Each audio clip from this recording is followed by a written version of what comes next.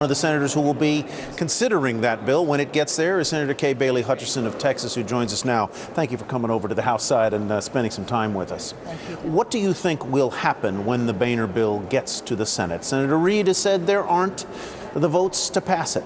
Well, he says he has all 53 of the Democrats that will oppose it, so clearly it's not going to pass.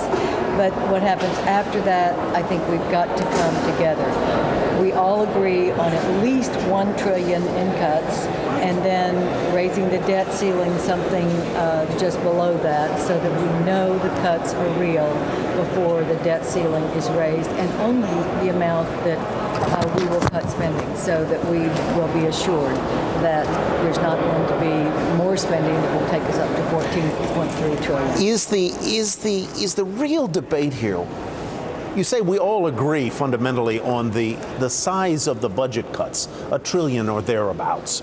And is what we're really talking about a one-step process or a Texas two-step here, where we come back and revisit another hike in the debt ceiling down there? Is that really the only gap that is keeping the two parties apart? Well, of course, the president said he wanted to get through the next election. We all would like to get enough of the cuts that would take us into the next election, but we're not seeing real cuts that would take us into November of 2012. Mm-hmm. So we are very concerned that we would have a lifting of the debt ceiling and then not have the cuts, so that you're going to be spending money that we don't have, paying interest that we shouldn't be paying. I don't want to bog down in process too much, but I think it is interesting for the viewers to know from someone who's obviously intimately involved in this. The Boehner plan goes to the Senate, and you say that it won't pass there. Then there's the Reid plan, and it doesn't sound like Senator Reid's plan is going to get out of the Senate either. He doesn't have the 60 votes to make that happen. So then, are we at stalemate, and what happens next? No, we shouldn't be at stalemate, because there are elements of both bills that are the same. I do think the vast majority of members of Congress do not want a stalemate, do not want the debt ceiling to be hit without doing something about it. I do believe that. Now, we are at loggerheads on the principles.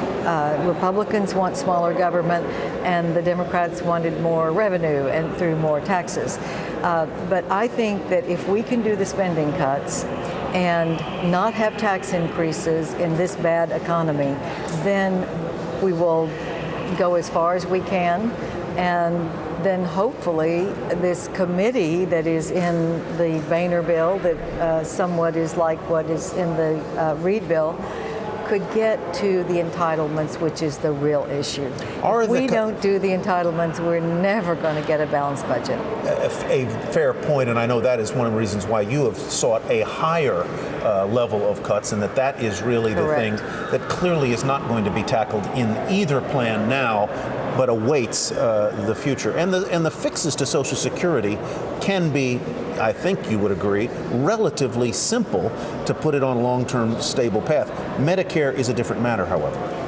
Medicare would be more complicated to address. Social Security, I just think that we will be irresponsible if we don't deal with Social Security. With very minor tweaks, not in the core benefits, but in the cost of living adjustments, and some age very gradually going up to meet more of the actuarial tables, we really can fix Social Security for 75 years, and it will also help balance the budget long term. Senator, I'm curious. The president the other night called on constituents to tweet, to Facebook, to call, to email Yes. their representatives. Yes. I wonder what your constituents are telling you, and are they angry not only about the level of spending, but about the spectacle that they see? Yes, people don't like what appears to be on the brink of a disaster and are not being able to come together. But I think that people have to realize that we have very different philosophical views, and so that makes it very hard.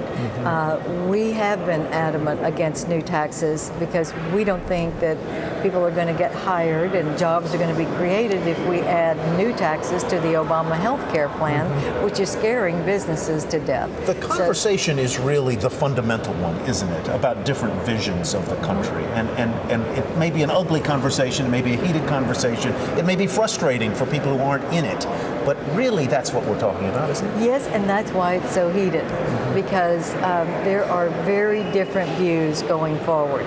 And that's why it's been hard to come to terms. That's what a democracy is, I guess. Yeah, I guess it is. But when we have divided government, and that's what happens. But in the end, I think we will have short-term fixes and have to address the long-term, perhaps in the next election. It may take another election. Senator, thank you so much for spending time with us today. We appreciate it. Nice to meet you, in person. We've always talked We've talked remotely, before. But good to see you. Thank you. All right, folks, that's it from Capitol Hill.